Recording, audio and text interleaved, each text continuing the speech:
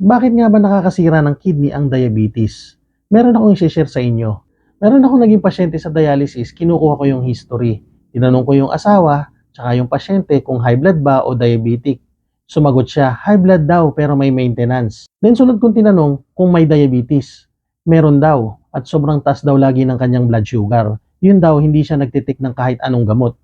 So sa mahabang panahon, lumala yung kanyang diabetes at hindi nila namamalayan, tinamaan na pala yung kidney niya. Ang resulta, dialysis. So bakit nga ba nakakasira ng kidney ang diabetes?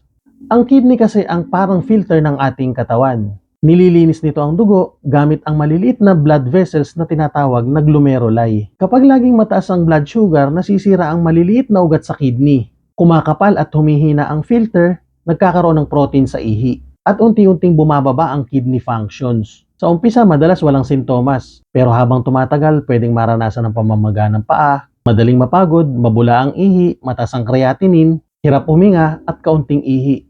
Hanggang sa mauwi sa chronic kidney disease or dialysis. Isang diabetes sa pinakakaraniwang dahilan kaya nagdadialysis ang maraming pasyente.